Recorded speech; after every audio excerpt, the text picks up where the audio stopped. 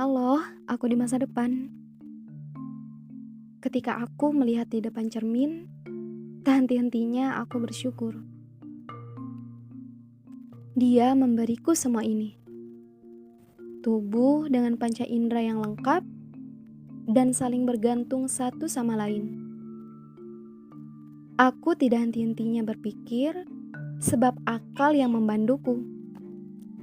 Atau jiwa dan hatiku sebagai sumber perasaan dan juga keyakinan. Namun, tetap saja aku merasa belum sepenuhnya bisa memanfaatkan semua itu. Semata-mata, aku berharap menjadi salah satu dari mereka yang beriman kepadanya. Yang beriman bukan hanya dibuktikan dalam lisan, namun yang dibuktikan dalam perbuatan juga. Padahal, sudah banyak sekali contoh-contoh yang bisa kulakukan. Sebagaimana kebiasaan seorang muslim lainnya. Mulai dari bangun tidur sampai tidur kembali. Termasuk salah satunya dalam hal mengontrol pikiran atau akal. Benar, mungkin itu adalah salah satu yang perlu kuingatkan agar aku di masa depan sudah terbiasa melakukan hal ini sedari dini, yaitu membimbing akal dengan iman. Pertama-tama yang harus kusadari adalah dia membekaliku dengan akal adalah sebagai bukti kekuasaannya, sekaligus sebagai pengingat bahwa aku diciptakan olehnya. Termasuk aku yang harus mengerti pula dalam menggunakan dan membatasi akalku sendiri. Disitulah mengapa keimanan itu penting kudahulukan daripada akalku ini. Aku harus ingat dengan kisah sahabat Abu Bakar radhiyallahu an pada peristiwa Isra Mi'raj yang dilakukan oleh Rasulullah Shallallahu Alaihi Wasallam. Di saat Abu Jahal menghasut Abu Bakar tentang kebenaran peristiwa itu, ia langsung menepisnya. Bahkan, ia adalah orang yang pertama yang meyakini dan percaya kepada Rasulullah Shallallahu Alaihi Wasallam akan kebenaran yang menurut akal manusia adalah sangat mustahil terjadi sebab waktu yang singkat itu.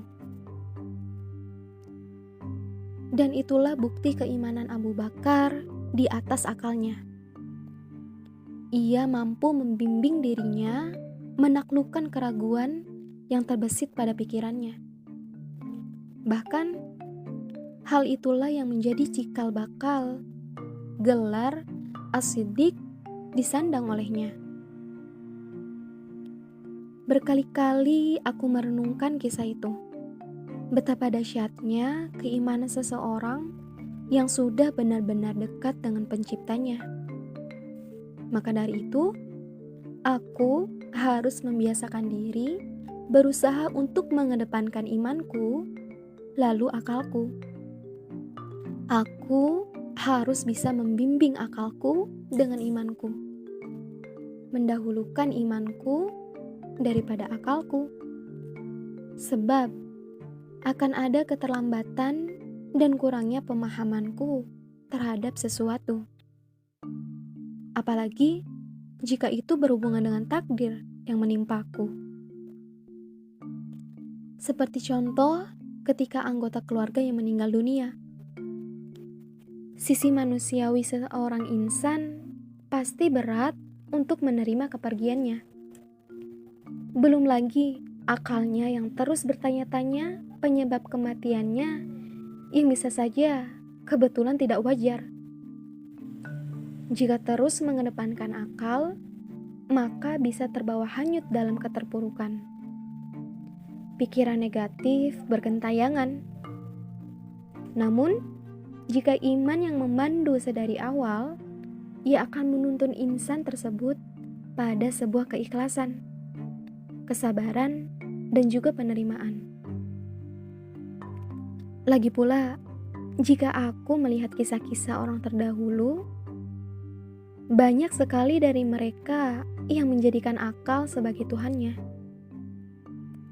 Ia mengedepankan akalnya daripada imannya. Dan kucermati pula, tidak lain kisah-kisah mereka akan berakhir pada jurang neraka yang menghabisi tubuh mereka sendiri. Sungguh, ini adalah pembelajaran yang harus kuperhatikan dengan baik. Karena bisa saja aku termasuk ke dalam orang-orang yang tidak sadar mendahulukan akal daripada imannya. Dan untukmu, iya kamu yang mungkin sedang mengalami hal yang sama.